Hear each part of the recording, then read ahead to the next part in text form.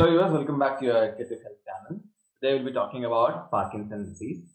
So Parkinson's disease is a degenerative disease affecting the motor functions and then leading to your dementia, depression and anxiety. Generally when we talk about brain, we generally talk about memory skills, we talk about depression and anxiety, but we never talk about the motor functioning.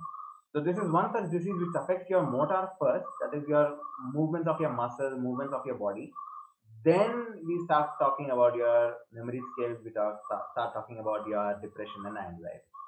So what exactly makes us to talk is this is the second most common neurodegenerative disease affecting humans, which tallies to 6.3 million cases per year and affecting more men than the women. By the time you try to understand and try to come to a clinic and then you try to check out for the dopamine cells or whatever you want to see for Parkinson's, by the time you get yourself tested, you lose somewhere close to 80% of dopamine cells. So basic what happens in Parkinson is a trap, tremors, rigidity, akinesia, and postural imbalance. So this is top the Parkinson chart. To understand what exactly or why it happens, we need to understand first the factors which affects it. First and foremost is the age. As you age by, the risk of Parkinson increases. If you had a traumatic brain injury, that increases the perceptibility of Parkinson. There are researchers which talks about the importance of dairy products leading to Parkinson disease. Very known fact is that alcohol consumption can also lead to Parkinson disease. Sedentary lifestyle will not just increase your risk for Parkinson, it also increases risk for majority of your body's problems. So, along with that, there is also one more interesting topic which comes about is the importance of your gut health. So, Helicobacter pylori is an infection of your stomach. If you have a lot of Helicobacter pylori in your stomach, that can probably increase the risk of your Parkinson disease. Interestingly, there are also researchers which talks about the importance of smoking and coffee when it comes to Parkinson, as they have seen consumption of coffee and consumption of tobacco or smoking reduces the Parkinson risk. I am not advocating for it, but it's a research paper. So please, just because I said about increasing coffee consumption and smoke reduces Parkinson, I am not advocating for it. So before that, let me make myself clear. So having said that, we need to understand what exactly happens.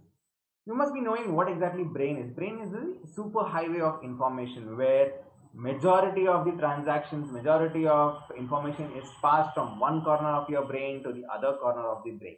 When this happens, if any kind of a roadblock can have a domino effect. This is what happens in your brain. We don't know why exactly the dopamine is low in your system, but when the dopamine is low, that leads to cell death. So this cell death, a lot of cells get clamped together and they get stuck in a place called the substantia nigra, which is responsible for your motor information to pass. So from your brain for your rest of the body, there has to be information telling that you have to do this activity. So that gets jarred or that gets singled out or bottleneck kind of a thing happens to your brain. When that happens, then obviously the functioning of these reduces. So it's, as I said, it's a super information network and it's a super highway. So if you have stopped one way, all the other things also blocks out. Similarly, you will find out dementia, you will find out anxiety, depression, on all the other neurological diseases. So that is the reason why we need to understand the importance of dopamine, and we'll try to understand what exactly happens when you are having low dopamine in your system. So dopamine is a cause as of now, but we exactly don't know why the dopamine is low in the body.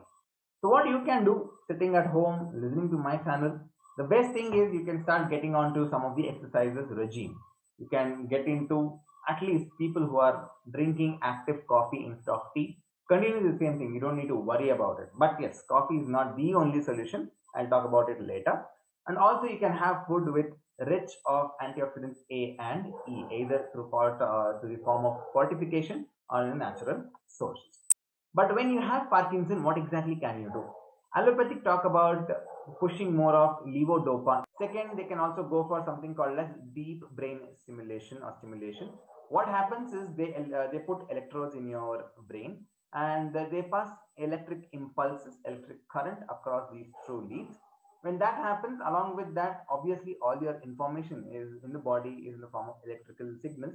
So along with this electrical impulse, your bodies will also function better because there is always an electrical conductivity happening in your brain. But that is not a good solution. So what other solutions you have is not much of an invasive technique like that of acupuncture. There has been certain researches which talks about the way you can reduce the lewy body or you can increase the dopaminergic receptors in your body. Exercise is one such thing, acupuncture is one such thing. But to be more consciously involved into this, you have yoga and meditation, and you can also try some of the Mediterranean diet and occupational therapy. But very important is what kind of a diet is very important for the brain's health. So high protein, low saturated fat is obviously good for your body, and also consumption of probiotics, that is curds, buttermilk, and cheese is also good for your system. But this should not be on a higher scale. Like I said, anything too extreme can actually imbalance in the body rather than creating bettersness in the body. Along with that, a good sleep. So today we are majority of us are working from home or we are stuck in the home itself. So our balance of sleep and our balances of our work is not handled very well because we are not open to these kind of a situation.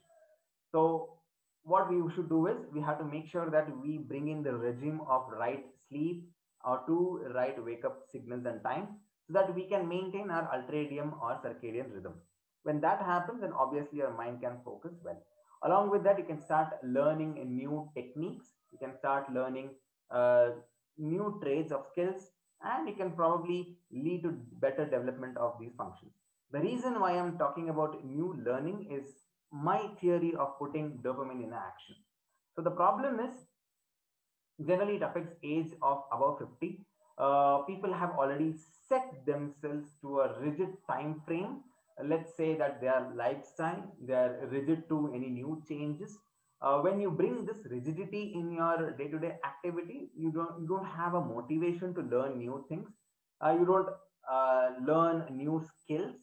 You tend to be in that good state of retirement. I'm not asking you to change your activity per se, but a small change, like instead of brushing from your right hand, if you start brushing from your left hand, that creates a lot of impact. So, brain says though if they are dead, it is nowhere said that it cannot be reintegrated or it can be rebuilt. So that is called as neuroplasticity. If you could recreate new strands of connections, then that should also give enough amount of dopamine to happen across in your brain. So my theory for you is make sure that you are having some kind of a change in your day-to-day monotonous lifestyle. Create new perspective for your brain to understand. Instead of brushing from your right, if you start brushing from your left, if you keep if you are right dominant person and if you keep left hand more active, then probably they'll create some of the new neural signals and connectivities that can actually increase the dopaminergic receptors in your brain. I'm not sure how much it will go on, but probably this should lead to a better thing because people who start learning new skills after the age of 40, people who start developing new interests, even gardening, clearing Sudoku puzzles, or being good at any of puzzles, making sure that they learn new instruments, they learn new skill set can actually be more activating for them. So people who become more active, people have more activity to look for every day. People who have some changes into their routine or bring some changes in their routine can actually create good dopaminergic balance in their system. So this is what I feel as, and that is the reason why I will not push you more towards coffee drinking because coffee keeps you more focused and motivated. Caffeine, as you all know, when you were having your exams and you had to clear, you had a lot of stress. You drink coffee to make sure that you're only focused on to one such activity. When you are more focused to one such activity, obviously your pathways are very much triggered. So drinking coffee is more like putting your body under enormous amount of stress. That is the reason why I would not ask you to drink coffee. Though it doesn't create new pathological or let's say through the mind any other new pathways, but it creates more of a creased way for your information to move by.